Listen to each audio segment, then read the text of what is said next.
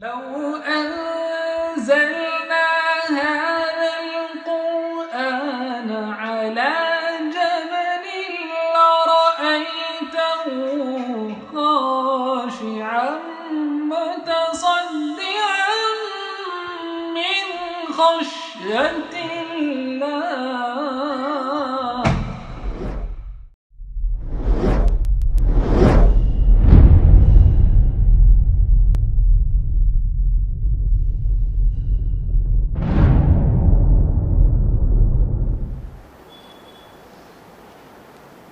الله. الحمدللہ نحمده ونستعینه ونستغفره ونؤمن به ونتوکل علیہ ونعوذ باللہ من شرور انفسنا ومن سیئات اعمالنا من يهده الله فلا مضل له ومن يضلل فلا هادي له ونشهد ان لا اله الا الله وحده لا شريك له ونشهد ان محمدا عبده ورسوله اما بعد اعوذ باللہ من الشیطان الرجیم بسم اللہ الرحمن الرحیم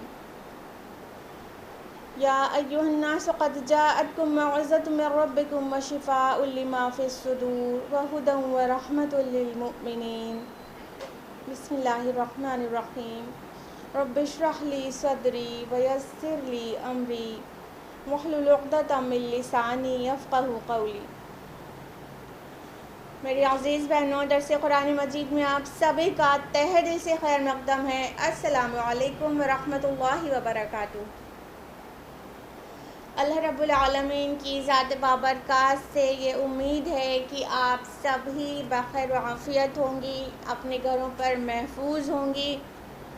اور اللہ تعالیٰ کرے کہ آپ محفوظ رہیں۔ اللہ تعالیٰ آپ کو کووڈ-19 اور دیگر مہلک امراض سے محفوظ رکھے۔ اللہ تعالیٰ آپ کے ایمان اور آپ کے اعمال صالحات میں اضافہ کرے۔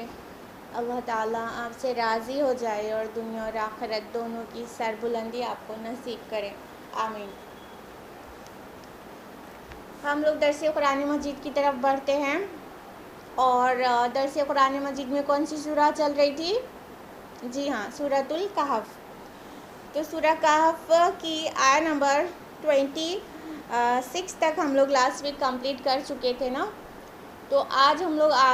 سورہ کہف کی آیت نمبر 27 سے 31 تک انشاءاللہ کریں گے، لیکن جیسے کہ معمول ہے کہ لاسٹ ویک کا ریویژن دیتے ہیں آپ کو، تو فٹافٹ ایک کوئک ریویژن ہو جائے۔ لاسٹ ویک ہم لوگوں نے سورۃ الکہف کی آیت نمبر 19 سے لے کے 26 تک جانا تھا، تو 19 سے 26 تک کا ریویژن کرائیں گے، جو کہ اصحاب کہف کا واقعہ چل رہا تھا۔ تو آیت نمبر 19 ہے، ترجمے سے کام چلے گا۔ اعوذ باللہ من الشیطان الرجیم، بسم اللہ الرحمن الرحیم۔ اور اسی طرح ہم نے اٹھایا انہیں تاکہ وہ آپس میں ایک دوسرے سے پوچھیں۔ ان میں سے ایک کہنے والے نے کہا کہ تم کتنا عرصہ یہاں رہے ہوگے؟ تو کچھ بولے کہ ہم رہے 1 دن یا 1 دن سے کچھ کم۔ تو دوسرے بولے کہ تمہارا رب ہی خوب جانے کہ تم کتنا عرصہ رہے ہو۔ اب تم بھیجو اپنے میں سے ایک ساتھی کو اپنے اس چاندی کے سکے کے ساتھ شہر کی طرف، تو وہ دیکھے گا کہ شہر کے کس حصے سے زیادہ پاکیزہ کھانا ملتا ہے، اور وہ وہاں سے تمہارے لیے کچھ کھانا لے آئے، اور وہ نرمی کا معاملہ کرے اور وہ آگاہ نہ کر دے تمہارے بارے میں کسی کو۔ یعنی جو اصحاب کہف جب جاگے سینکڑوں سال سونے کے بعد، تو وہ جو جس دور میں وہ سوئے تھے وہ ڈیشیس کا دور تھا، کنگ ڈیشیس کا، لیکن کانسٹنٹائن کے حکومت میں کانسٹنٹائن نے عیسائیت قبول کر لی، تو پوری رومن امپائر عیسائی ہو گئی۔ تو یہ لوگ جب اٹھے تھے تو کنگ تھیوڈوسس کے دور میں اٹھے تھے، اور تب تک رومن امپائر عیسائی ہو چکی تھی، جبکہ جب وہ سوئے تھے تو وہاں پر بت پرستی تھی اور شرک تھا رومن امپائر میں۔ تو جب اٹھے تو وہ عیسائی مملکت میں اٹھے تھے۔ تو بہرحال ان لوگوں نے کہا کہ ہم لوگوں کو بھوک لگی ہے، تو کھانا کھانے کے لیے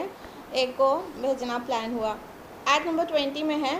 کیونکہ اگر انہوں نے تم پر قابو پا لیا تو تمہیں سنسار کر دیں گے یا تمہیں واپس لے جائیں گے اپنے دین میں، اور تب تو تم کبھی فلاح نہیں پا سکو گے۔ کیونکہ وہ لوگ لوگوں کو بتانے سے اس لیے ڈر رہے تھے کیونکہ انہیں تو نہیں پتہ تھا نا کہ اب وہ اٹھ رہے ہیں تو وہ عیسائی مملکت میں اٹھ رہے ہیں اور سب لوگ عیسائی ہو چکے ہیں، ان کے دین پر آ چکے ہیں جو اصحاب کہف کا دین تھا۔ تو وہ سمجھ رہے تھے کہ اگر کسی نے ہمارا پتہ پا لیا تو پھر ہم کو تو پھر مرنا طے ہے، اور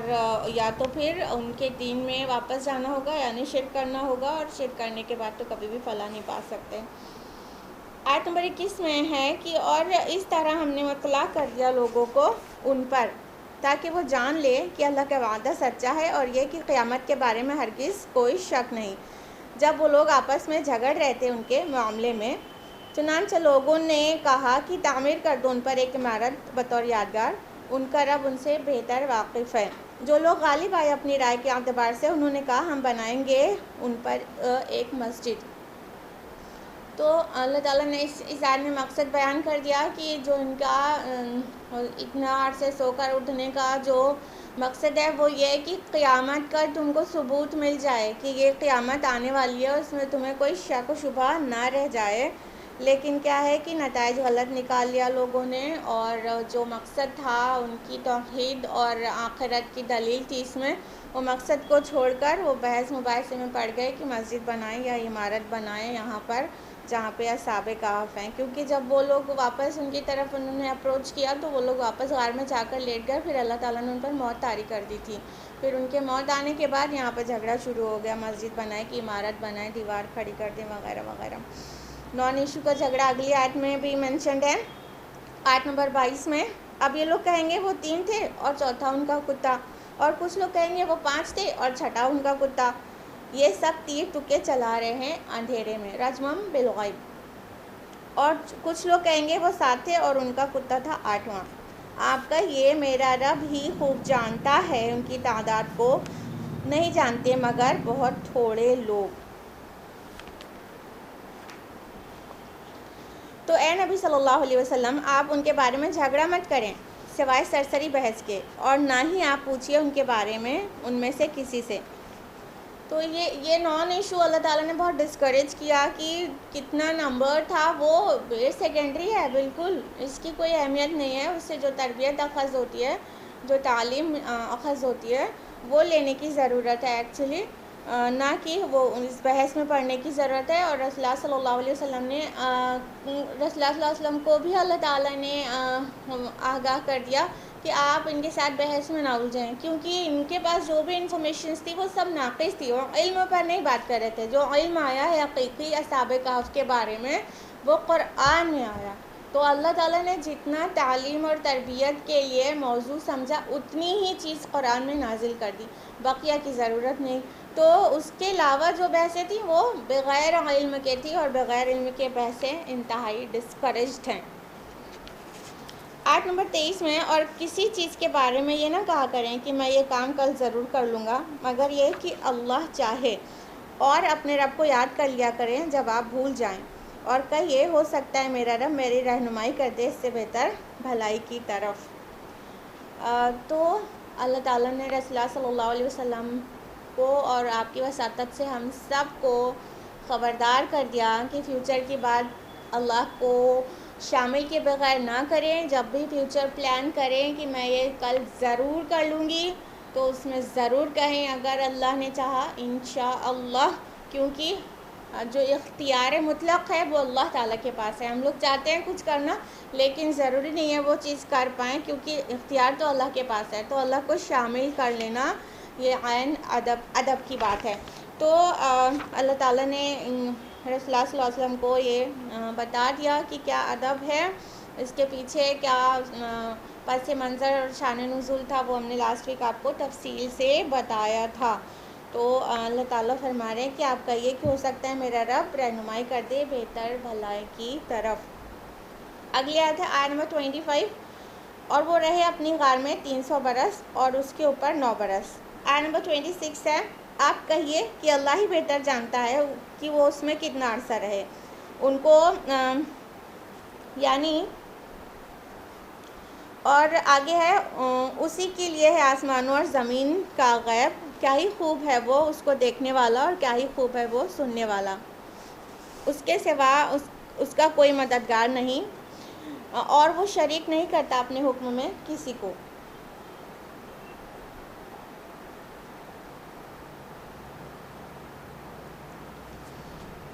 تو اللہ تعالیٰ نے اصحاب کہف کے بارے میں جو آخری بات کہی ہے وہ یہ کہی کہ وہ کہیں گے کہ 300 برس تھے یا 309 برس تھے، لیکن ابن عباس اور ابن مسعود کی روایت ہے کہ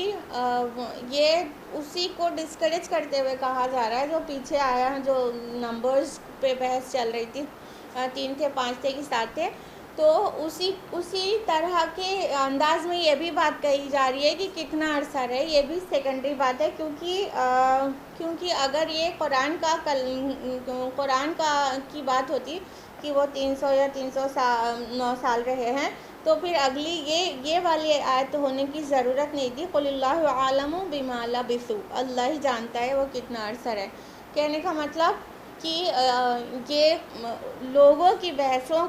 کو یہاں پر کوٹ کیا گیا ہے، نہ کہ قرآن کا اپنے الفاظ ہیں۔ تو اللہ تعالیٰ فرما رہے ہیں کہ اللہ تعالیٰ اپنے حکم میں کسی کو بھی شریک نہیں کرتا۔ یہ تھا لاسٹ ویک کا ریویژن۔ اب ہم لوگ فوراً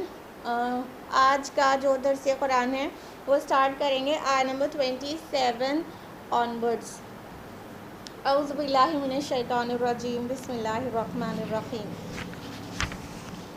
وَاتْلُ مَا أُوحِيَ إِلَيْكَ مِنْ كِتَابِ رَبِّكَ، اور اے نبی صلی اللہ علیہ وسلم آپ تلاوت کیجئے جو آپ کی طرف وحی کی گئی ہے آپ کے رب کی طرف سے کتاب میں سے،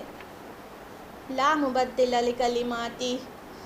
وَلَن تَجِدَ مِن دُونِهِ مُلْتَحَدًا، اس کی باتوں کو کوئی بدلنے والا نہیں اور آپ نہیں پائیں گے اس کے سوا کوئی جائے پناہ۔ اب اللہ سبحانہ وتعالیٰ فرما رہے ہیں کہ اے نبی صلی اللہ علیہ وسلم آپ اللہ کی کتاب کی تلاوت کیجئے جو اللہ تعالیٰ نے آپ کی طرف نازل کی ہے۔ یہ کیا ہے؟ ان پرابلمز کا سلوشن ہے۔ جس طرح اصحاب کہف کو اللہ تعالیٰ نے ان کی پرابلم میں کہف کو، غار کو ان کا ایک سلوشن بنا دیا کہ وہ وہاں جا کے پناہ لے لیں، اسی طرح اب امت محمد صلی اللہ علیہ وسلم کو بتایا جا رہا ہے کہ تمہارے لیے وہ کہف، وہ غار، وہ جائے پناہ قرآن ہے۔ تو جب بھی آپ ٹربل میں ہوں، جب بھی مشکلات میں ہوں، اس قرآن کے ذریعے سے پناہ حاصل کریں، یہی آپ کی جائے پناہ ہے، یہی آپ کا مرجع ہے۔ جب آپ کو پریشانی ہو، جب ٹینشن ہو، جب سماج میں، سوسائٹی میں بہت سارے اعتراضات ہو رہے ہوں، تمسخر ہو رہے ہوں، یا آپ کو دین پر قائم رہنا مشکل ہو رہا ہو، یا آپ کو دین پھیلانے میں مشکل آ رہی ہو، یا کسی بھی طرح کی پرابلم ہو، تو اس وقت صبر کرنا اور قرآن کی طرف پلٹنا، یہی سلوشن ہے۔ تو اللہ تعالیٰ اپنے نبی صلی اللہ علیہ وسلم سے فرما رہے کہ اے نبی آپ قرآن کی تلاوت کیجئے، قرآن کی آیات کی تلاوت کیجئے جو آپ کی طرف وحی کی گئی ہے اس کتاب میں، یہی آپ کو دلی سکون دے گی۔ یہی کتاب ہے، کیونکہ یہ کتاب اللہ کی طرف سے ہے اور اللہ کے ذکر سے ہی دلوں کو اطمینان نصیب ہوتا ہے۔ اللہ تعالیٰ نے واضح فرمایا نا سورہ رعد میں، سورہ نمبر 13 آیت نمبر 28 میں، الا بذکر اللہ تطمئن القلوب، کہ سن لو، جان لو، اللہ کے ذکر سے ہی دلوں کو اطمینان نصیب ہوتا ہے۔ تو رسول اللہ صلی اللہ علیہ وسلم کی اس وقت کی کیفیت کا اندازہ لگائیے کہ جب کفار مکہ مان کر نہیں دے رہے تھے اور طرح طرح سے ستانے کی اور آپ کی دعوت کو زخم پہنچانے کی پوری کوششیں کی جا رہی تھیں، ہر طرح سے چاہا جا رہا تھا کہ آپ کے مشن کو چکنا چور کر دیا جائے، تو سب طرح سے آپ کو پریشان کرنا، پھر کچھ آفرز دینا کہ تھوڑی اپنی تھوڑی ہماری مان لو، اس طرح سے رسول اللہ صلی اللہ علیہ وسلم کو پریشان کیا جا رہا تھا۔ تو اللہ رب العالمین نے اس کا سلوشن بتا دیا کہ آپ قرآن مجید کی تلاوت کیجئے۔ آلموسٹ یہی الفاظ آئے ہیں سورہ عنکبوت سورہ نمبر 29 آیت نمبر 45 میں نا، اتل ما اوحی الیک من الکتاب واقم الصلاۃ ان الصلاۃ تنہی عن الفحشاء والمنکر ولذکر اللہ اکبر۔ اور آپ کی طرف جو کتاب وحی کی گئی ہے اس کی تلاوت کیجیے اور صلاح قائم کیجیے، بے شک صلاح یعنی نماز بے حیائی اور برائی سے روکتی ہے، اور اللہ کا ذکر سب سے بڑی چیز ہے، وَلَذِكْرُ اللَّهِ اکبر، اللہ کا ذکر سب سے بڑی چیز ہے۔ تو یہ جو صلاح یعنی نماز اور کتاب قرآن کی طرف بلایا جا رہا ہے نا، وہ بھی کیا ہے؟ ذکر کی عظیم الشان صورتیں ہیں، اور ذکر، اللہ کے ذکر سے ہی دل کو تسکین ملتی ہے، تو تسکین کے لیے ہمیشہ قرآن کی طرف پلٹنا چاہیے۔ دیکھو پیارے بہنوں، کتنے ہی لوگ آج ڈپریشن کا شکار ہیں، اور کتنے ہی لوگ کو راتوں میں نیند نہیں آتی ہے، اور کتنی ٹینشن ہے، گھریلو پریشانیوں نہ جانے کیا کیا۔ تو اپنی پریشانیوں میں انسان الجھتا رہتا ہے اور وہ سمجھ ہی نہیں پاتا کہ اس کے مسئلے کا حل کیا ہے، جبکہ اس کے مسئلے کا حل ان کے ٹانکوں پر غلافوں میں لپیٹا ہوا رکھا ہے۔ یہ قرآن مجید غلاف میں لپیٹ کر اور سب سے اونچے والے شیلف پر رکھنے کے لیے نہیں آئی تھی، یہ ہمارے مسائل کا حل ہے۔ اس کو غلاف سے باہر نکالیں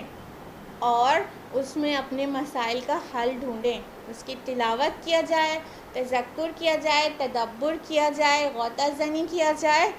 اور پھر دیکھیے کہ کیسا دل کو تسکین ملتی ہے۔ نہ صرف دل کو تسکین ملے گی بلکہ مسائل کا حل بھی سمجھ میں آئے گا کہ کیا اور کیسے کرنا چاہیے جو مشکلیں حل ہو جائیں۔ تو یہ ہے وہ سولوشن قرآن مجید جس سے لوگ بے پرواہی برت رہے ہیں اور مسائل میں الجھے ہی رہ جاتے ہیں۔ اللہ تعالیٰ نے آگے فرمایا اسی آیت میں کہ لا مبدل لکلماتی، اس کے کلمات کو، اس کی احکام کو کوئی بدلنے والا نہیں ہے۔ یعنی کہ یہ مشرکین کتنا بھی زور لگا لیں آپ کی دعوت کو ختم کرنے کے لیے کچھ کر نہیں سکتے۔ تو یہ بھی مطلب ہوتا ہے، اور یہ بھی کہ اللہ تعالیٰ کو حق کو غالب کرنا ہے، وہ ہو کر رہے گا، اور یہ کچھ بھی اپنے پلان میں، اپنے گندے پلان میں کامیاب نہیں ہو سکتے۔ اور اللہ کے کلمے کو بدلنے والا کوئی نہیں۔ اس کا یہ مطلب بھی ہے کہ یہ جو حقیقی جو فائدہ ہے اور جو کامیابی ہے اس کا راستہ یہ قرآن مجید ہے، یہ قرآن کے راستے سے آگے بڑھنا ہوگا، یہ قرآن سے جہاد کرنا ہوگا تو کامیابی ملے گی۔ اور یہ اللہ تعالیٰ کا اٹل فیصلہ ہے کہ اسی کے منہج پر جو انداز یہ بتا رہا ہے، جو کام کرنے کو بتا رہا ہے، جس طرح سے کرنے کو بتا رہا ہے اسی طرح سے کریں گے تو ہی کامیابی ملے گی۔ تو اللہ تعالیٰ کے اس اٹل فیصلے کو بھی بدلنے والا کوئی نہیں ہے کہ یہ قرآن ہی ہے جو ہر مسئلے کا حل ہے، اور اس قرآن کے ذریعے ہی سوسائٹی میں امن برپا کیا جا سکتا ہے، اور ناانصافی اور ظلم و ستم کا خاتمہ کیا جا سکتا ہے، ایک پرامن سوسائٹی وجود میں لائی جا سکتی ہے۔ اور اللہ تعالیٰ نے آگے فرمایا کہ آپ نہیں پائیں گے اس کے سوا کوئی جائے پناہ۔ یعنی کہ اگر کوئی بھی تحریک کو شروع کیا جائے تو وہ تحریک کبھی کامیاب نہیں ہو سکتی جب تک کہ پناہ اللہ اور قرآن میں ہی نہ طلب کیا جائے۔ یہاں پہ جو بھی ضمیر آ رہی ہے اللہ تعالیٰ اور قرآن دونوں کے لیے آ رہی ہے، ٹھیک ہے؟ تو جائے پناہ اللہ تعالیٰ ہے اور جائے پناہ قرآن بھی ہے، مطلب یہیں سے ہمیں نکالنا ہے مسئلے کا حل۔ تو جو بھی پناہ ملے گی تو وہ اللہ تعالیٰ کے پاس ہی ملے گی، اور اللہ تعالیٰ کی کتاب میں ہی ملے گی، وہیں سے ہی اخذ ہوگی۔ تو اگر ہم اس بات کو سمجھ جائیں نا تو ہمارے تمام مسائل کا حل ہو جائے۔ آیت نمبر 28 میں ہے وَاصْبِرْ نَفْسَكَ مَعَ الَّذِينَ يَدْعُونَ رَبَّهُمْ بِالْغَدَاةِ وَالْعَشِيِّ، اور اپنے آپ کو روکے رکھیے ان لوگوں کے ساتھ جو اپنے رب کا نام پکارتے رہتے ہیں صبح اور شام۔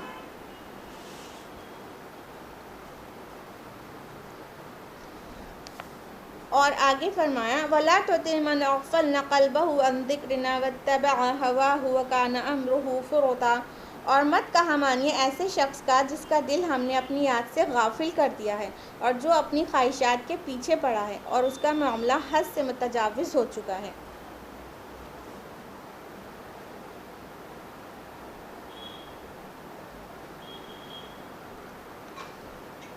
کٹ لگے گا۔ آیت نمبر 28 ہے وَاصْبِرْ نَفْسَكَ مَعَ الَّذِينَ يَدْعُونَ رَبَّهُمْ بِالْغَدَاةِ وَالْعَشِيِّ، اور اپنے آپ کو روکے رکھیے ان لوگوں کے ساتھ جو اپنے رب کو پکارتے ہیں صبح و شام۔ يُرِيدُونَ وَجْهَهُ وَلَا تَعُدْ عَيْنَاكَ عَنْهُمْ يُرِيدُ زِينَةَ الْحَيَاةِ الدُّنْيَا، وہ اللہ کے رضا کے طالب ہیں اور آپ کی نگاہیں ان سے ہٹنے نہ پائیں، آپ دنیاوی زندگی کی آرائش و زیبائش چاہتے ہیں۔ معاذ وَلَا تُطِعْ مَنْ أَغْفَلْنَا قَلْبَهُ عَنْ ذِكْرِنَا وَاتَّبَعَ هَوَاهُ وَكَانَ أَمْرُهُ فُرُطًا، اور مت کہا مانیے ایسے شخص کا جس کا دل ہم نے اپنی یاد سے غافل کر دیا ہے اور جو اپنی خواہشات کے پیچھے پڑا ہوا ہے اور اس کا معاملہ حد سے متجاوز ہو چکا ہے۔ اب اللہ سبحانہ تعالیٰ آگے فرما رہے ہیں کہ اپنے آپ کو روکے رکھیے ان لوگوں کے ساتھ جو اللہ کو صبح و شام پکارتے ہیں، یعنی جن کا کام ہی دوام ذکر ہے، صبح و شام اللہ تعالیٰ کی یاد میں رہتے ہیں، اس کی حمد و تسبیح میں رہتے ہیں اور اس کی خوف و خشیت سے ان کے دل پگھلے رہتے ہیں اور ان کے اعضاء اور جوارح اس کی دلیل اور ثبوت پیش کرتے ہیں کہ وہ کتنے ہمبل ہو گئے ہیں اور کتنے ہیوملٹی ہے ان کے اندر۔ تو اللہ تعالیٰ فرما رہے ہیں کہ اپنے آپ کو ان کے ساتھ روکے رکھیں۔ یہاں وصبر جو صبر لفظ آیا وہ اس لیے آیا ہے کہ ان کے ساتھ ٹکا کے رکھیے، ان کے ساتھ جما کے رکھیے۔ دیکھیے اس سے کسی قسم کا مغالطہ نہیں ہونا چاہیے کہ معاذ اللہ رسول اللہ صلی اللہ علیہ وسلم کو اپنے ان ساتھیوں سے جو غریب تھے ان سے کچھ بھی رسول اللہ صلی اللہ علیہ وسلم کو پریشانی تھی یا تو آپ نے اپنی توجہ کی نگاہ ان سے کبھی بھی ہٹائی تھی، ایسا بالکل بھی نہیں ہے۔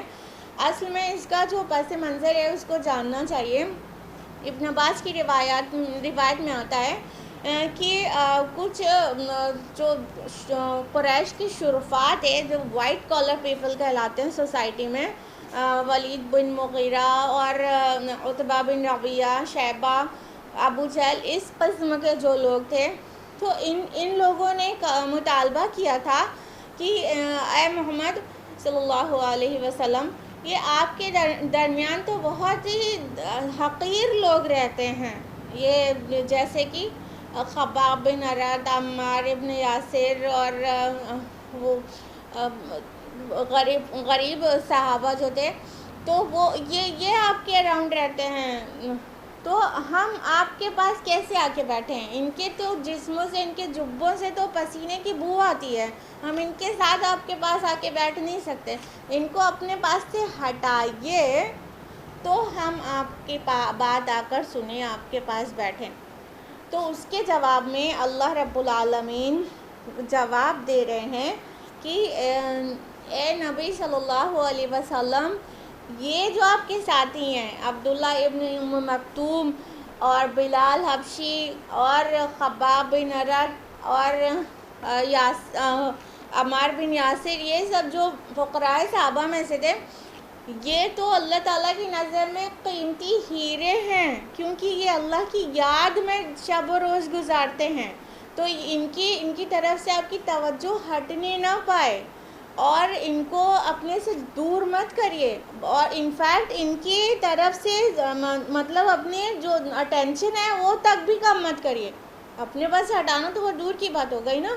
اب ان کی طرف سے توجہ بھی نہ ہٹنے پائے۔ وَلَا تَعْدُ عَيْنَاكَ عَنْهُمْ، کہ آپ کی توجہ کی جو نگاہیں ہیں وہ بھی ان کے پاس سے ہٹنے نہ پائیں۔ تو یہ رسول اللہ صلی اللہ علیہ وسلم کو اس لیے مطلب اللہ تعالیٰ نے وحی کی کیونکہ کفار کی طرف سے ایسا مطالبہ تھا، اور اسی قسم کا مطالبہ نوح علیہ السلام سے بھی ان کی قوم کے جو شرفاء کہلاتے ہیں، جو ٹھاکر ہوتے ہیں، جو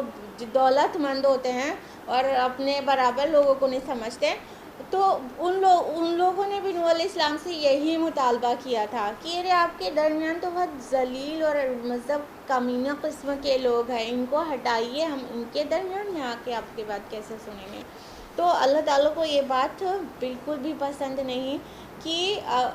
انسان تکبر میں پڑے۔ تو اللہ تعالیٰ نے کہا نہیں، یہی تو ہیرے ہیں، اور صرف یہ نہیں کہ وہ اللہ کا ذکر کرتے رہتے ہیں، بلکہ یہی وہ سرمایہ ہے جس سے اسلام کو سربلندی ملتی ہے۔ یہ اس قیمتی ایسٹس ہیں، نہ کہ وہ لوگ جو دنیا پرست ہیں اور جن کے دل میں اللہ کی یاد نہیں ہے، وہ ظاہر میں بہت زیادہ وہ آراستہ پیراستہ ہوں گے، لیکن جو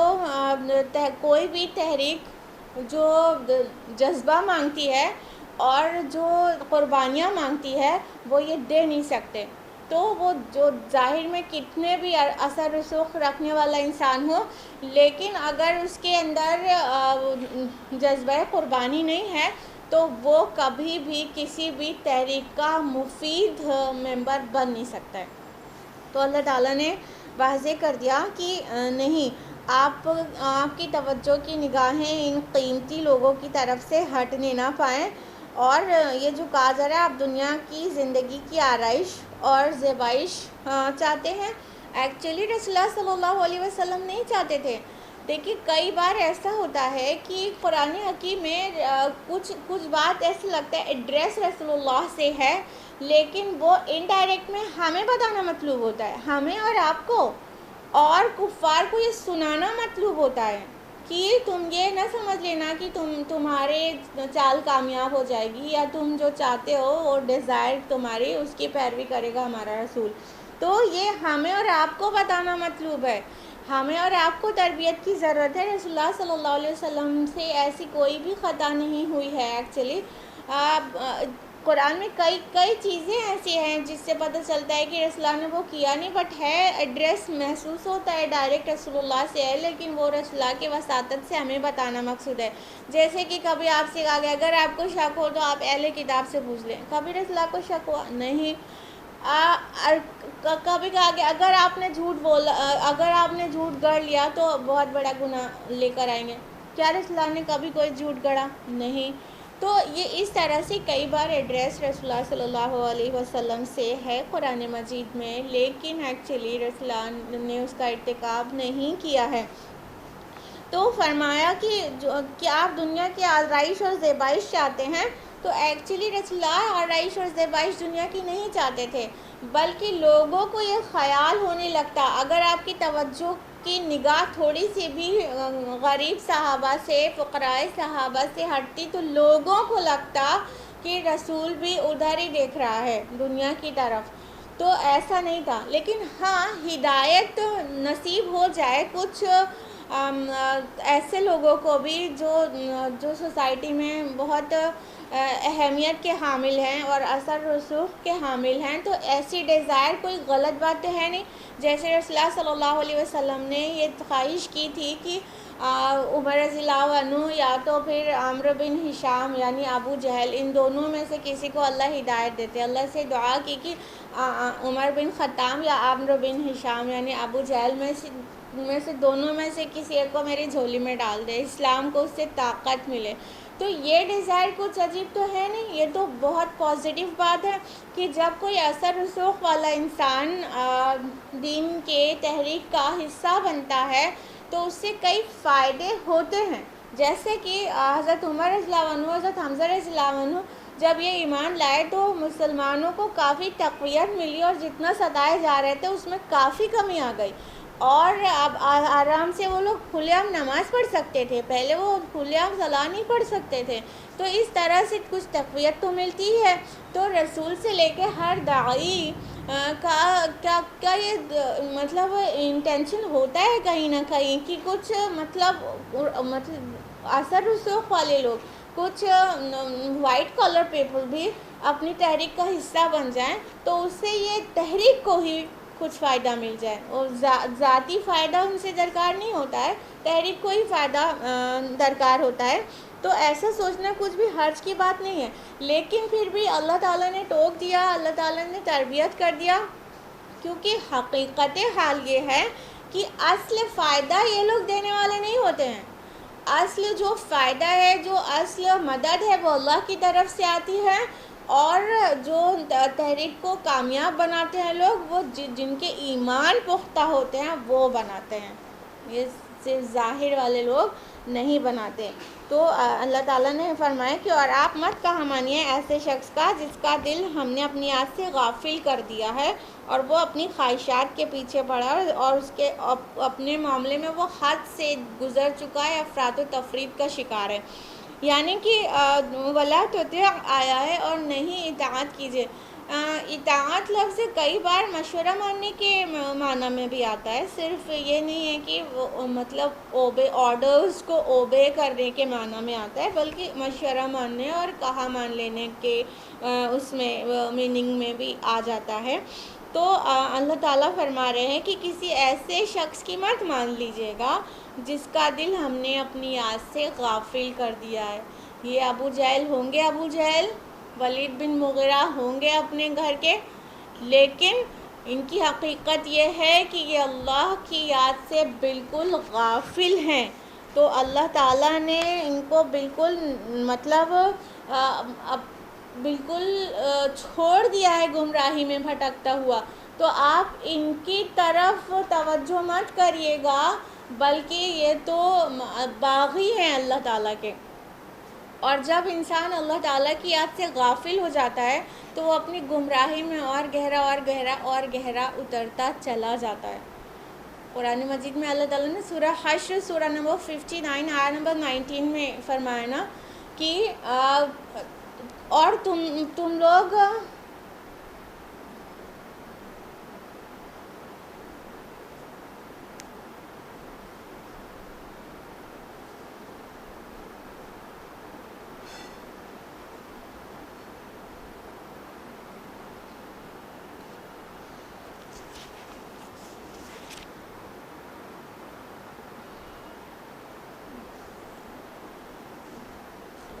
وَلَا تَكُونُوا كَالَّذِينَ نَسُوا اللَّهَ فَأَنسَاهُمْ أَنفُسَهُمْ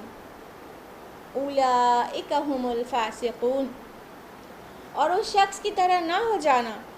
جس نے اللہ کو بھلا دیا تو اللہ نے اس کو اپنے آپ سے غافل کر دیا، اور یہی فاسق لوگ ہیں. تو جو بھی اللہ تعالیٰ کو بھلا دیتا ہے، اللہ تعالیٰ اس کو اس کی تمام حقیقتوں سے غافل کر دیتا ہے. یعنی اس کی روحانی حقیقت، اس کی ایمانی حقیقت، جو اس کے اندر جو اصل ہے اس سے غافل کر دیتا ہے. تو اللہ تعالیٰ کی یاد سے غافل جو بھی ہوتا ہے وہ شیطان کا نوالا بن جاتا ہے. شیطان اس کا محاصرہ کر لیتا ہے اور اسے راہ راست سے بھٹکا دیتا ہے، اور اس کے اندر جو اس کا روحانی وجود ہے، جو اصل وجود ہے، اس سے بھلا دیتا ہے. اور پھر وہ اپنے حیوانی وجود، اپنے جسمانی وجود کی تقویت دینے میں لگ جاتا ہے، یہاں تک کہ وہ مطلب انعام ہو جاتا ہے. اولئک کالانعام، یہ چوپائے ہیں، چوپائے، بل ہم اضل، بلکہ اس سے بھی زیادہ گمراہ.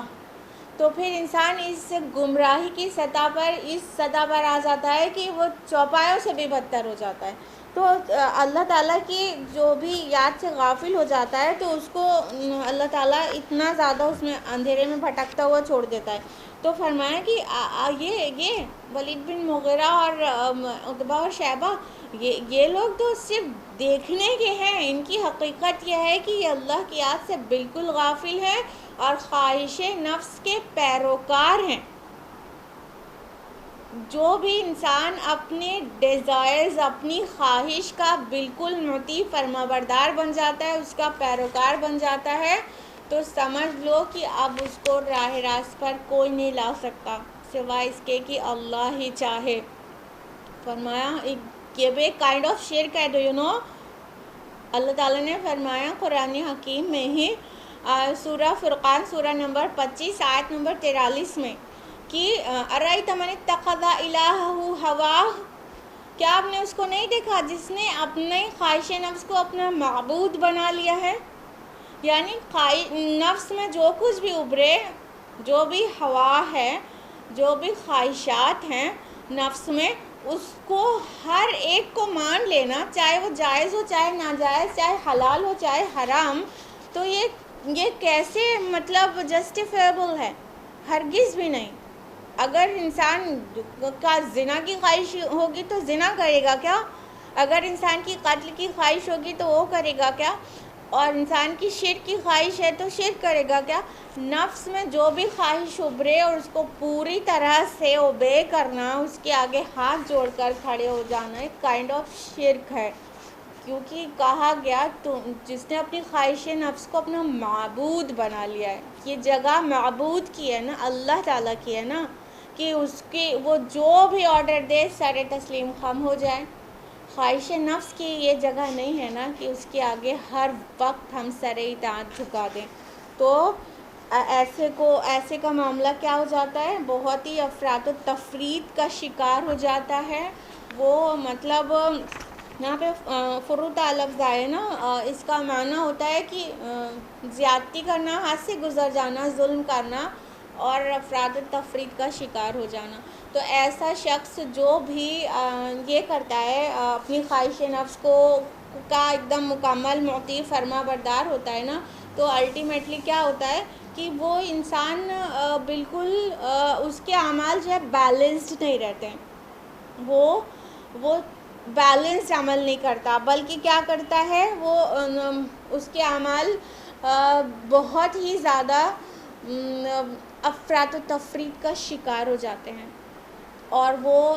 حد سے گزرنے لگتا ہے، اسراف کرنے لگتا ہے،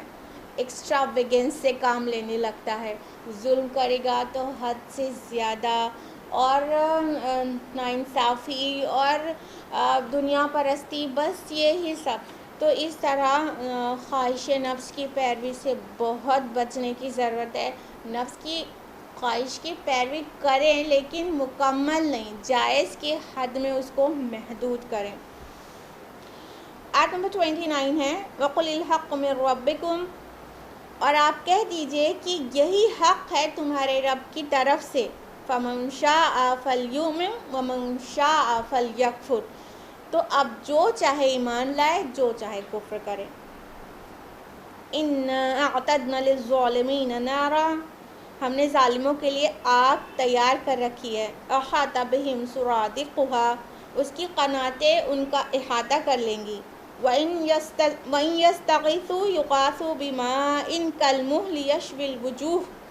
اور اگر وہ پانی کے لیے فریاد کریں گے تو ان کی فریاد رسی ایسے پانی سے کی جائے گی جو تیل کی تلچھٹ کی طرح ہوگا، جو چہروں کو بھون ڈالے گا۔ بئس الشراب وساءت مرتفقا، بہت ہی بری چیز ہوگی پینے کی، اور وہ بہت ہی بری جگہ ہے آرام کی، یعنی جہنم۔ اب اللہ سبحانہ تعالیٰ فرما رہے کہ اب اعلان کر دیجئے، اب دو ٹوک فیصلہ سنا دیجئے کہ تمہارے رب کی طرف سے حق آ چکا ہے، اور جو تمہارا جو بھی آفر ہے کہ کچھ تم ہماری مان لو، کچھ اپنی منوا لو، کچھ اس میں ترمیم اور تبدیلی کر دو، اور یہ جو قرآن سورہ یونس میں جو آیا نا کہ یہ قرآن تو بہت ریجڈ ہے، یہ اس کے علاوہ کوئی اور قرآن پیش کرو، تو اللہ تعالیٰ نے کہا بس اب ان کو سنا دو کہ یہ حق ہے تمہارے رب کی طرف سے، اس میں کوئی فلیکسیبلٹی نہیں ملے گی، اس میں کوئی تبدیلی نہیں ہوگی، کوئی تغیر نہیں ہوگا، کوئی چینجز نہیں ہوں گے، کوئی کچھ بھی نہیں ہوگا، کیونکہ یہ تمہارے رب کی طرف سے ہے۔ اگر محمد رسول اللہ کی طرف سے ہوتا تو گنجائش بنتی نا کہ یہ نہیں وہ پیش کر دیا جائے، لیکن یہ اللہ تعالیٰ نے واضح کر دیا کہ یہ محمد صلی اللہ علیہ وسلم یہ آپ کی چیز نہیں ہے، بتا دیجئے ان سے کہ یہ میرے رب کی طرف سے ہے۔ تو تمہارے رب کی طرف سے جو حق ہے وہ حق وہی رہے گا، اور کچھ اور بات حق کے ساتھ ملانے کی مجھے طاقت نہیں ہے، اور نہ ہی میں ایسا کر سکتا ہوں۔ انفیکٹ میرے پاس بھی جو کچھ آتا ہے وہ وحی کے ذریعے سے آتا ہے، اور میں خود اس وحی کی اتباع کرتا ہوں۔ میں سب سے پہلے مسلمان ہوں، میں سب سے پہلے مطیع فرما بردار ہوں۔ تو فرمایا آپ جو چاہے ایمان لے آئے اور جو چاہے کفر کرے، یعنی کسی کے اوپر کمپلشن نہیں ہے، جس کو نہیں ماننا ہے وہ نہیں مانے، لیکن اس کے آدھا اور پونا یہ نہیں چلے گا کہ اتنا اتنا اتنا ملا لو ہمارا والا اور اتنا اپنا والا تو ہم مان لیں گے، نہیں، ایسے نہیں چلے گا۔ اب جو چیز حق ہے وہ حق ہی رہے گی، اور اللہ ایک ہے، وہ ایک ہی کی عبادت کرنی ہوگی، اور جن چیزوں کو قرآن حکیم حرام قرار دے رہا ہے وہ ہمیشہ تا قیام قیامت حرام رہے گی، کسی کے کہنے سے وہ حلال نہیں ہو جائے گی۔ شریعت میں اور دین میں اور حقائق میں کوئی تبدیلی ممکن نہیں۔ اب جس کو ماننا ہے مان لے، اور جس کو انکار کرنا ہے انکار کر دے۔ یہاں پر تو ٹیسٹ کے لیے ہے ہی انسان یہاں پر تو اس کو کمپلشن تو ہے نہیں، اگر کمپلشن ہوتا then where is the test, اگر یہ بس مان ہی لینا ہوتا تو پھر آزمائش کس بات کی تھی۔ الذی خلق الموت والحیات لیبلوکم ایکم احسن عملا، کہ اس نے موت و حیات بنائی تاکہ تم کو آزمائے کہ تم میں سے کون نیک عمل کرتا ہے۔ سورہ ملک سورہ نمبر 67 آیت نمبر 2۔ تو اس طرح جو زندگی ہے وہ کیا ہے؟ آزمائش ہے۔ تو اللہ تعالیٰ کہہ رہے ہیں کہ ان سے کہہ دیجئے کہ آپ جو چاہے مانیں، جس کو ماننا ہے مانیں، یہ پورا کا پورا ماننا ہوگا، ٹیک اٹ آل اور تھرو اٹ آل، پورا لینا ہوگا یا پورا ہی چھوڑ دو، یہ ان دونوں کے درمیان کوئی راستہ نہیں ہے۔ سورہ دہر کی آیت نمبر 3 میں بھی ہے نا، اِنَّا هَدَيْنَاهُ السَّبِيلَ إِمَّا شَاكِرًا وَإِمَّا كَفُورًا، کہ ہم نے انسان کے لیے ہدایت کا راستہ واضح کر دیا ہے، اب اس میں سے اس کو اختیار ہے، جو چاہے شکر کرے اور جو چاہے ناشکراپن اختیار کرے۔ تو اللہ تعالیٰ نے حق کو واضح کر دیا ہے، جو چاہے اسے قبول کرے اور جو چاہے ریجیکٹ کر دے، لیکن کہنے کا مطلب یہ نہیں ہے کہ ایکسیپٹ کرنے اور ریجیکٹ کرنے دونوں کے نتائج بھی برابر ہوں گے، بالکل بھی نہیں۔ ایکسیپٹ کرنے کے کیا نتائج ہوں گے اور ریجیکٹ کرنے کے کیا نتائج ہوں گے وہ آگے بیان کر دیا گیا ہے۔ اسی آیت میں آگے آ رہا ہے ریجیکشن کے نتائج، یعنی تم اگر نہیں مانو گے، تم مادہ پرستی اور دنیا پرستی اور یہ شان و شوکت و وجاہت اسی کی محبت میں ایک دم اس کے مجاور بنے بیٹھے رہو گے، تو سنو پھر تمہارے ساتھ بعد الموت میں کیا ہوگا وہ سنو۔ آگے آیت کا جو فقرہ ہے، ہم نے ظالموں کے لیے آگ تیار کر رکھی ہے، اس کی قناتیں ان کا احاطہ کر لیں گی، انفیکٹ کر لیا ہے۔ اللہ تعالیٰ نے نہ ماننے والوں کے لیے اور یہ دنیا پرستی کرنے والوں کے لیے اور یہ تکبر میں انکار کرنے والوں کے لیے کیا تیار کر رکھا ہے؟ جہنم کی آگ، اور کہا سرادقها، اس کی قناتیں انہیں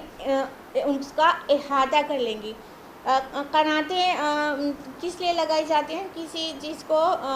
کنفائنڈ کرنے کے لیے نا، جیسے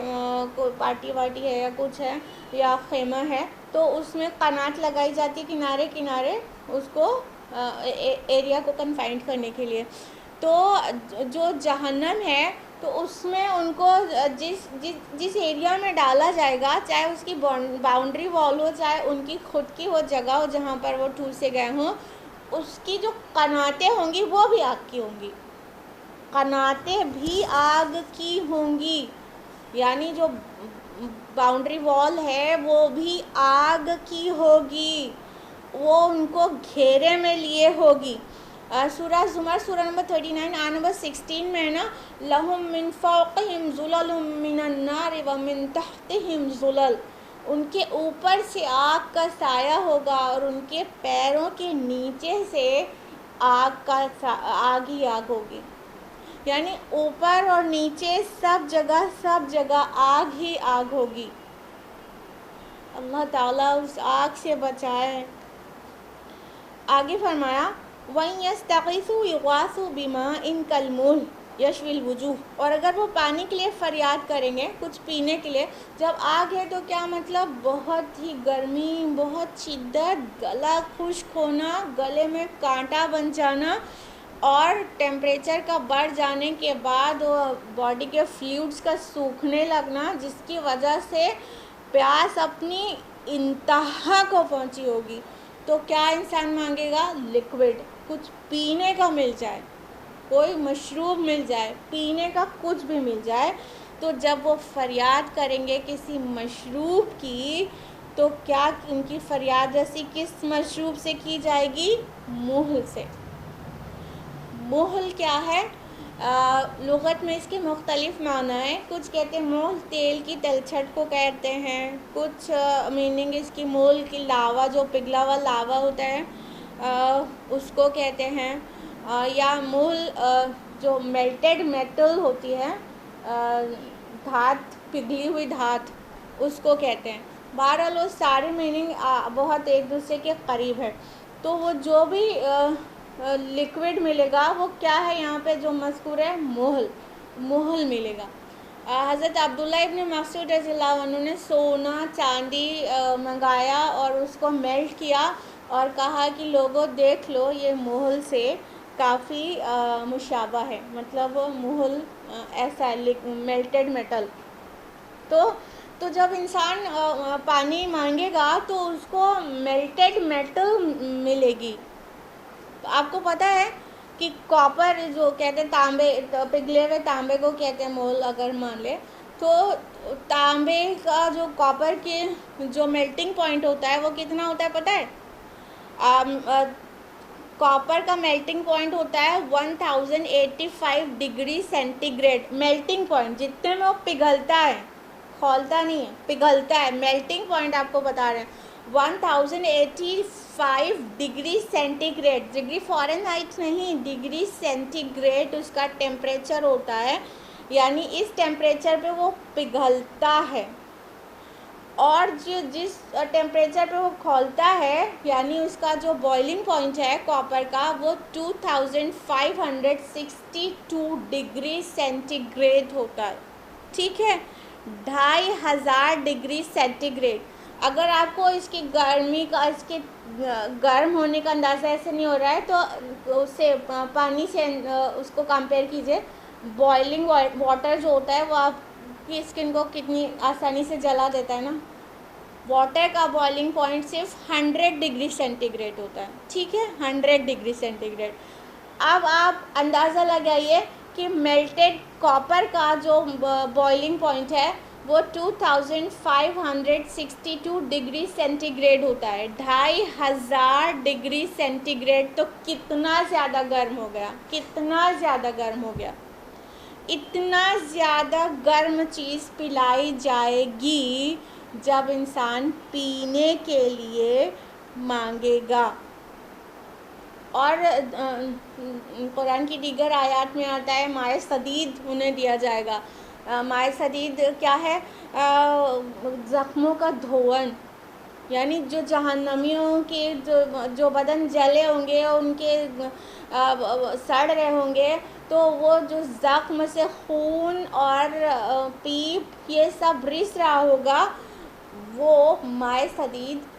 اس کو جب پینے کے لیے مانگیں گے تو وہ دیا جائے گا۔ اللہ اکبر،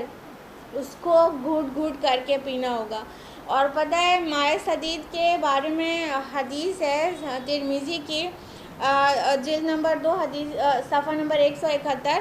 رسول اللہ صلی اللہ علیہ وسلم فرماتے ہیں کہ جب جہنمی لوگ پینے کے لیے مانگیں گے تو ان کو زخموں کا دھون دیا جائے گا جو بھی کھولتا ہوا ہوگا،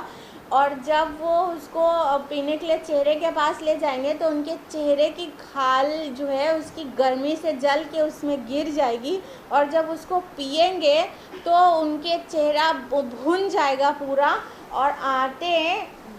جل کر دوبر کے راستے سے باہر نکل جائیں گی۔ اللہ اکبر، اتنا شدید عذاب ہوگا۔ تو فرمایا کہ تمہاری فریاد رسی ایسے پانی سے کی جائے گی، ایسے مائع سدید اور محل سے کی جائے گی، اور فرمایا کہ کیا ہی بری چیز ہوگی پینے کے لیے اور کیا ہی بری آرام کی جگہ۔ یہاں پہ مرتفق کا لفظ آیا ہے، یعنی کہ وہ جگہ جہاں پہ ریلیکسیشن فیل ہو، جہاں پہ تھوڑا سا لائٹ فیل کرے، انسان آرام کرے یا ٹیک لگا لے، تو اس کو اس سے مراد ہے۔ تو یہاں اس کی کنٹراسٹ میں آیا ہے، جو اگلی آیت میں جنت میں آرام کی جگہ کا ذکر آئے گا، وحسنت مرتفقہ، تو یہاں پر وسعت مرتفقہ، یہ ایک طنز ہے کہ آرام کی ایسی جگہ ہے وہ جہنم، اور اتنی بری کھانے اور پینے کی چیزیں وہاں پر دی جائیں گی۔ تو اب یہ انسان کی اپنی چوائس ہے کہ اپنی خواہش نفس کو قابو میں رکھ کر اپنے آپ کو اپنے رب و رسول کا فرما بردار بنا لے اور ابدی عیش میں چلا جائے، یا تو دنیا کے عیش پرستی کرتا رہے پھر ابدی عذاب میں چلا جائے، اس قسم کے عذاب میں جہاں پر محل پینے کو دیا جائے گا اور آگ کی قناتیں گھیرے رہیں گی، اور ایسی بری آرام کی جگہ میں جانا ہوگا۔ اب دیکھیے سائملٹینیس کنٹراسٹ آ رہا ہے، جہاں پر ڈرایا جاتا ہے، وہاں خوشخبری بھی سنائی جاتی ہے، اور ہم لوگوں کو دونوں ہی کی ضرورت ہے انفیکٹ، کہ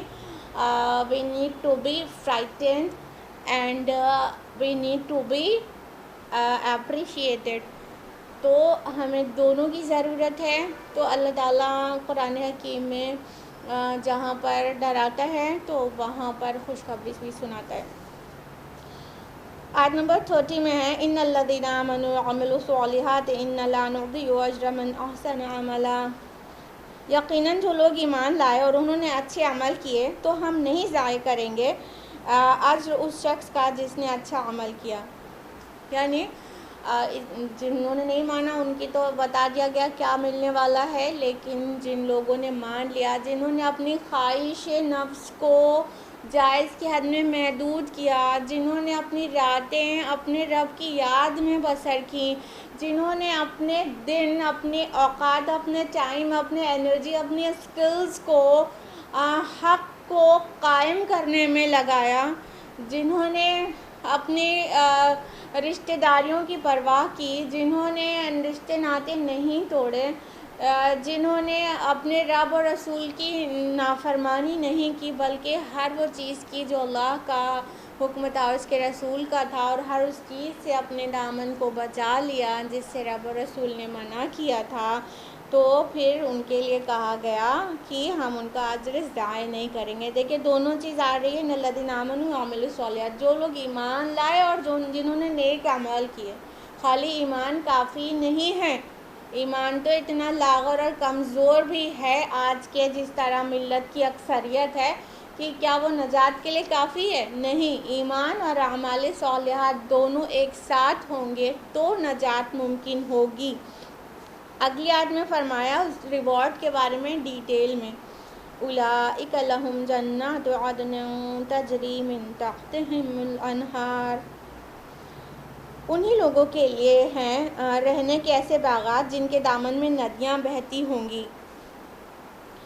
یحلون فیہا من اساور من ذہب ویلبسون ثیابا خضرا من سندس واستبرق، انہیں پہنائے جائیں گے ان میں سونے کے کنگن، اور وہ پہنیں گے سبز رنگ کے کپڑے، باریک ریشم کے اور موٹے ریشم کے، متکئین فیہا علی الارائک، ٹیک لگائے بیٹھے ہوں گے تختوں میں، نعم الثواب، کیا ہی اچھا بدلہ ہوگا، وحسنت مرتفقہ، اور کیا ہی خوب آرام کی جگہ۔ اب اللہ تعالیٰ فرما رہے ہیں جو لوگ ایمان لائے اور نیک اعمال کیے ان کو کیا ریوارڈ دیں گے، تو ان کے لیے فرمایا ایسے باغات ہوں گے جن کے دامن میں ندیاں بہتی ہوں گی، جن کے نیچے نہریں بہتی ہوں گی۔ دیکھیں انسان کے دنیا میں بھی جو عیش کا جو تصور ہے نا، عیش لفظ تھوڑا سا نیگیٹیوٹی لیے رہتا ہے، لیکن جو انسان جو چیزیں پسند کرتا ہے نا، وہ اس کو کہہ سکتے ہیں، اگر پوری طرح سے اس کو اب بروے کار لیا ہے تو کہتے ہیں عیش کر رہا ہے، تو عیش کے جو تصورات ہیں نا، تو اللہ تعالیٰ نے دنیا میں تو اس سے تھوڑا ڈسکریج کیا ہے، لیکن جنت میں وہ ساری چیز اللہ نے خود جمع کر دی ہے، ٹھیک ہے، اب دیکھیے کہ انسان دنیا میں جب کسی کہیں مطلب گھومنے وومنے جاتا ہے تو اس میں کیا کیا چیزیں وہ پسند کرتا ہے، کہیں اونچائی پر جائے اور نیچے نہریں بہہ رہی ہوں اور ندیاں بہہ رہی ہوں، وہ سین دیکھے تو لطف اندوز ہوتا ہے، یا تو کوئی بڑے بڑے جو ریزورٹس ہوتے ہیں نا اس میں ان باتوں کا خیال رکھا جاتا ہے کہ وہ اونچائی پر ہوتے ہیں اور وہاں کا جو سین ہوتا ہے وہ یہ کہ کوئی واٹر باڈی اس کے نیچے فلو کر رہی ہوتی ہے۔ تو جنت میں جو محلات ہوں گے اس کو ایسے ہی مطلب اللہ تعالیٰ نے رکھا ہے جو انسانی آنکھوں کو ایکچولی ٹھنڈک دیتی ہے۔ تو وہاں پر بھی جو ایک تو گرینری انسان کو پسند ہے تو وہاں گارڈن ہے، جنت مینس گارڈن ہوتا ہی ہے، تو وہ گارڈن ہے گرین اور فلاورز اینڈ گرینریز، تو اس سے آنکھوں کو ٹھنڈک ملے گی، اور ساتھ میں وہ اونچائی پر ہونا اور پھر نیچے پانی کا بہنا، یہ انسان کو ایک خوبصورت سین لگتا ہے اور اس سے اس کو ٹھنڈک نصیب ہوتی ہے۔ تو وہاں پر ایسے باغات ہوں گے اور ایسے محلات ہوں گے جو اونچائی پر ہوں گے اور نیچے اس کے ندیاں بہہ رہی ہوں گی اور جس کو دیکھ کر ان کی آنکھیں ٹھنڈی ہوں گی، اور پھر انہیں کیا پہنایا جائے گا؟ سونے کا کنگن۔ دنیا میں انسان کیا پسند کرتا ہے؟ بادشاہت پسند کرتا ہے نا، تو چاہتا ہے ہر کوئی اقتدار کی لڑائی لڑتا ہے کرسی کی، تو جو جنت میں اللہ تعالیٰ بادشاہت نصیب کرے گا۔ دنیا میں تو مردوں کو سونا پہننا حرام کر دیا گیا، لیکن وہ جو چیز یہاں پہ حرام ہے یہاں پہ روکا گیا ہے، بس تھوڑی سی عمر میں اس کو کنٹرول کرنے کے لیے کہا گیا ہے، پھر الٹیمیٹلی اللہ تعالیٰ وہ دے دے گا، پھر بادشاہ بنا دے گا، سردار بنا دے گا جنت کا، اور وہاں پر ان کو پھر سونے کے کنگن پہنائے جائیں گے۔ بادشاہ لوگ سونے کے کنگن پہنتے ہیں نا، اور سبز رنگ کے لباس پہنائے جائیں گے، مطلب شاندار لباس۔ سبز رنگ کے لباس کا مطلب یہ نہیں ہے کہ پھر پوری زندگی جنت میں گرینی کلر کا گارمنٹ پہنے ہوں گے، ایسا نہیں ہے۔ ایک مطلب اہل عرب کی جو مرغوبات ان کے لیے تھے، جو ان کے ڈریس تھے، اس کے حساب سے قرآن میں جنت کی منظر کشی کی گئی ہے، ادروائز یہ جنت ایسی نہیں ہے جیسی قرآن میں منشن کر دی گئی، اس سے بہت بالا تر ہے، وہ سب کچھ نہیں بیان کیا گیا قرآن میں، اس کی ایک جھلک ہے، وہ بھی ان کے مزاج، ان کے لطف کے حساب سے، ٹھیک ہے، ان کے ذوق کے حساب سے جو قرآن کے مخاطب اول تھے۔ تو کہا گیا کہ وہ سبز رنگ کے لباس پہنائے جائیں گے، اور ریشم کے لباس مردوں کو دنیا میں حرام قرار دیا گیا نا، لیکن جنت میں اللہ تعالیٰ مردوں کو بھی عورتوں کو بھی ریشم کے لباس نصیب کرے گا، اور ایک نہیں دونوں طرح کے ریشم کے، سندس بھی استبرق بھی۔ سندس باریک ریشم کو کہتے ہیں اور استبرق دبیز ریشم کو، موٹے ریشم کو کہتے ہیں۔ تو پرابلی جو اوپر کا لباس ہوگا وہ باریک ریشم کا ہوگا، اور جو اس کا استر ہوگا وہ یا اندر کا جو لباس ہوگا وہ موٹے ریشم کا ہوگا۔ باریک ریشم تھوڑا نازک اور بہت ڈیلیکیٹ اور بہت اٹریکٹیو ہوتا ہے نا، تو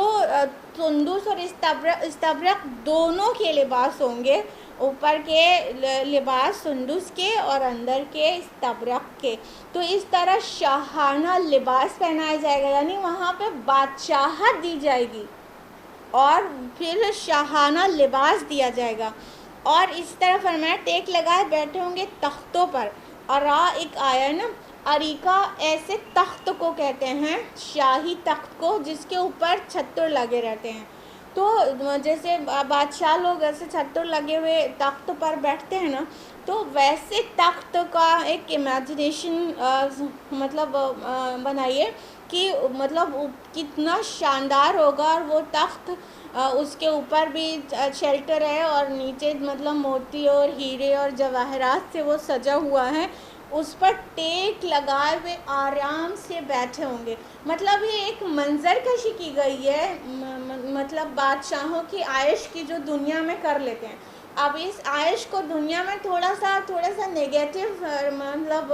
اس میں انداز میں پیش کیا جاتا ہے کہ اتنا دنیا پرستی اور اتنی عائش پرستی نہیں کرنا چاہیے، لیکن اللہ تعالیٰ نے یہاں پر اپنے نفس کو، خواہشات کو جائز کی حد میں محدود کرنے کے بعد اسی چیز کو ریوارڈ کی شکل میں جنت کے لیے رکھا ہے۔ یہاں پہ شراب منع کی گئی ہے، وہاں پہ شرابن طہورا پلائی جائے گی، پاک شراب پلائی جائے گی۔ تو فرمایا کہ کیا ہی اچھا بدلہ ہوگا ان کے لیے، اور کیا ہی خوب آرام کی جگہ۔ ایکچولی آرام کی جگہ وہی ہے، جہنم نہیں ہے، لیکن اس کے کنٹراسٹ بیان کرنے کے لیے وساعت مرتفقہ، اس سے پہلے والی آیت میں 29 میں بھی آیا گیا تھا، 31 میں آیا وہاں سنت مرتفقہ، کیا ہی اچھی جگہ ہے اور کیا ہی اچھا بدلہ ہے۔ ہم کہتے ہیں کہ کون سا بہت بڑا مطالبہ کر لیا گیا، ایک بہت مختصر زندگی میں اللہ تعالیٰ نے آزمایا ہے، اور ایک بہت بڑی ابدی زندگی میں ریوارڈ دینے کے لیے رکھا ہے۔ تو یہ کوئی بھی گھاٹے کا سودا نہیں ہے، بہت فائدے کا سودا ہے کہ یہ جو دنیا کی زندگی ہے اس کی حقارت کو ابھی سمجھ جائیں، کیونکہ اگر یہاں پہ اتنا عیش مل بھی گیا تو بھی وہ حقیر ہی ہوگا نا جنت کے مقابلے میں، اور دوسری بات وہ چھن جانے والا ہوگا، وہ ٹیمپریری ہوگا اور پرماننٹ نہیں ہوگا، اور جنت میں جو کچھ ملے گا وہ پرماننٹ ہوگا اور بہت بہتر ہوگا، ٹھیک ہے، اس سے بہت بہتر اور بہت باقی رہنے والا ہوگا۔ تو اس لیے اللہ تعالیٰ سے دعا کریے اور کوشش کیجئے کہ اللہ تعالیٰ دنیا کی جو زندگی اور اس کی جو زیب و زینت ہے اس کو ہمارے اور آپ کی نظر میں ہیچ بنا دے، اور ہم لوگ دوڑ لگا دیں اس ابدی کامیابی کی طرف، اور رب اور رسول کے اتنے فرما بردار ہو جائیں کہ جو الٹیمیٹ ڈیسٹینیشن ہے وہ جنت کی شکل میں بادشاہی بن کے ملے، نہ کہ جہنم کی شکل میں، پنشمنٹ کی شکل میں ملے۔ اس کے لیے بس خواہش نفس کو اپنے قابو میں رکھنا ہوگا، اور اپنے ہر عمل کو قرآن اور اپنے رسول کی سنت سے کراس چیک کرنا ہوگا، اور اس کے مطابق کرنا ہوگا، اور ہر اس چیز کو چھوڑ دینا ہوگا جس کو اللہ تعالیٰ نے قرآن حکیم میں اور ہمارے پیارے نبی نے اپنی احادیث میں منع فرمایا ہے۔ بس اتنا سا مطالبہ ہے، پھر ابدی کامیابی اور ابدی بادشاہت ہے۔ اب دونوں کو کمپیئر کر کے دیکھ لیجئے کہ جہنم والی زندگی کس کو پسند ہے اور جنت والی کس کو پسند ہے، اور یہ بھی سمجھ لیجئے کہ خالی جنت خواہشات سے نہیں ملتی، کہنے کو تو سب لوگ کہہ دیں گے۔ ابھی ہم پوچھیں آپ میں سے کون کون جنت میں جانا چاہتا ہے، تو ایوری باڈی شوڈ سے کہ ہم جانا چاہتے ہیں نا، کہیں گے نا، لیکن کیا ہم صرف یہ خواہش کرتے ہیں تو بس ہمیں مل جائے گی؟ ارے ایک گلاس پانی ہم نہیں پی سکتے صرف خواہش کر کے، ہمیں کوشش کرنی ہوتی ہے نا۔ تو جنت جیسی عظیم نعمت کیا بنا کوشش کے ہمیں مل جائے گی؟ تو اس کے لیے ہمیں چیز کرنا ہوگا، اس کے لیے رب و رسول کی فرما برداری کرنی ہوگی، قرآن کے قریب آنا ہوگا، قرآن کو اپنا حرز جاں بنانا ہوگا، قرآن کے اوپر عمل کرنا ہوگا، قرآن کی دعوت کو لے کر اٹھنا ہوگا، اور اس سوسائٹی میں جو پھیلی برائیاں ہیں اس کو مٹانے کی کوشش کرنا ہوگا، اپنا ٹائم، انرجی، سکلز، ان سب کو کھمانا ہوگا۔ تو انشاءاللہ یہ ابدی بادشاہت میں انشاءاللہ شامل ہو جائیں گے ہم لوگ بھی۔ اللہ تعالیٰ سے دعا ہے کہ وہ ہمارے گناہوں کو معاف کرے، اور اللہ تعالیٰ عذاب النار سے ہم سبھی کو محفوظ رکھے، اور ہم سب کو جنت الفردوس میں جگہ دے۔ اللہ تعالیٰ ہمارے والدین کی بھی مغفرت کر دے۔ اللہ تعالیٰ ہم سب کو قرآن مجید پڑھنے، سمجھنے اور عمل کرنے اور غیروں تک پہنچانے کی توفیق عطا فرمائے۔ آیت نمبر 31 تک ہو چکا ہے، آج کے لیے اتنا ہی۔ جزاکم اللہ خیرا کثیرا، والسلام علیکم ورحمۃ اللہ وبرکاتہ۔